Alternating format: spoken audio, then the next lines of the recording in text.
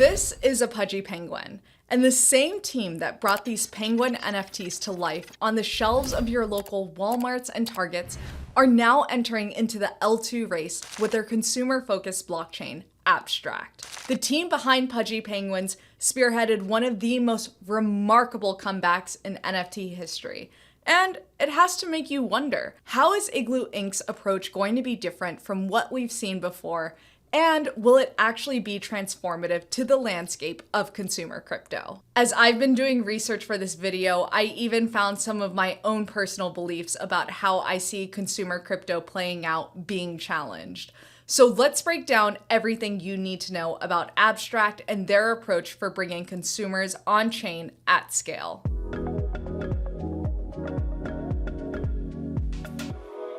Hey everyone, it's Jen. As you know, my big content focus right now as a creator is covering consumer crypto. So of course, when Abstract was announced, I was immediately interested. Now, before we dive in, I want to take us back to September 2023 when Frame was announced.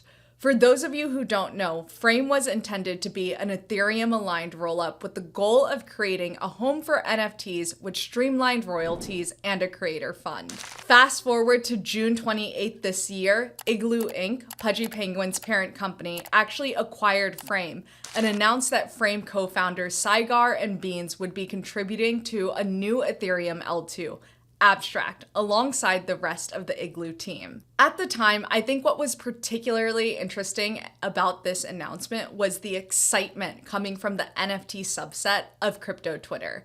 And this announcement gave fuel to the speculation of a Pudgy Penguin token.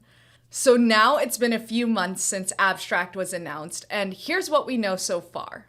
Abstract is currently in testnet, and you can bridge over Sepolia ETH to Abstract. And from my conversations with Luca Nets, it seems that a few apps are actually slated to deploy their testnets this month. Now, I do want to take some time to talk about Abstract's approach to consumer.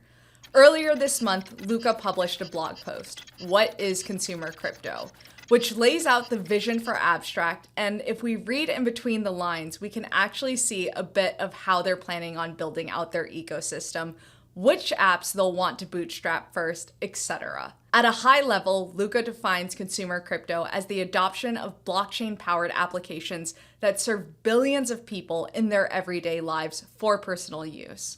And for the adoption, he actually splits it up into 3 phases according to spending habits. Phase 1 with discretionary spending can really be defined as consumer apps that occupy a person's free time, with the breakthrough apps being more prone to virality and can be defined as fun.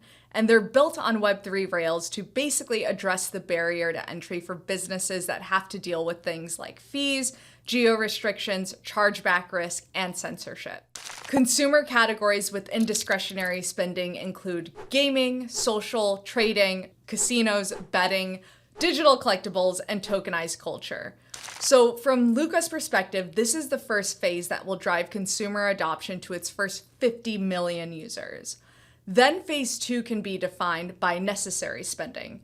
So after there are 50 million users, you can expand into necessary spending, where crypto and Web3 are integrated into more aspects of life beyond free time. The goal here would be to hit 250 million users. These categories include DeFi, DePIN, SaaS, digital media, digital commerce, and payments. And finally, phase 3 with essential spending. Basically, after the breakthrough adoption happens via necessary spending, you get to the adoption of essential spending, where users can do anything on-chain that they could otherwise do off-chain. And this is where we would hit the billions and billions of users. Luca defines the essential spending category via online banking, credit, tokenization via RWAs, insurance, data, the Internet of Things, identity, and voting. These 3 categories really lay out the roadmap for Abstract. Luca's big thesis for why the big breakthrough adoption moment hasn't happened yet is simply because of the approach that other ecosystems have been taking. He considers these general purpose blockchains and ultimately believes that the approach of general purpose blockchains is insanely fragmented. So where does Abstract differ?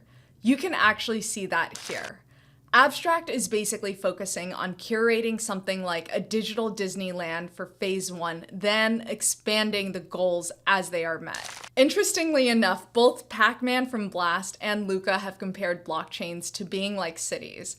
Pac-Man believes in a more ground-up approach focused on infrastructure to bring builders and subsequently users, whereas Luca is thinking of cities more as what can we build to attract people? What activities can we have that is going to bring in users? And this insight overall from Luca is definitely different. Like I said before, it did challenge how I view consumer adoption happening. Ultimately, I did find the breakup of the different phases to be a little confusing in certain parts, but I can see his vision and his point that we need fun, viral apps and experiences to attract new users on chain. And that I actually really agree with. The app layer in any ecosystem is insanely important. It's going to be insanely interesting to watch Abstract build in this approach because it really feels like they are now targeting users who have yet to come on chain. And it does make me wonder a little bit, like, how will the crypto natives that are here, especially like the DeFi whales and the degens, receive Abstract as an ecosystem? And then what does flywheel adoption look like in Abstract phase 1? I'm not too sure, but what I will say is it's clear to me that Abstract's edge is twofold. It's the potential of distribution, which the team has proven out with Pudgy Penguins in terms of social reach and organic viral campaigns, and then it's the relentlessness to build their vision. I think it's absolutely fantastic that we have so many competent teams building in different approaches to ultimately achieve the same end goal, bringing more users here, bringing more users on chain. It's gonna be super exciting and fun to see how this all unfolds. I'm insanely excited for the Abstract testnet and to basically try all the apps I can and see how their global wallet infrastructure is. And as I fuck around and find out, I will of course keep you informed. So that's it for this one. Until the next one, guys, bearish or bullish, keep building, keep farming, keep learning.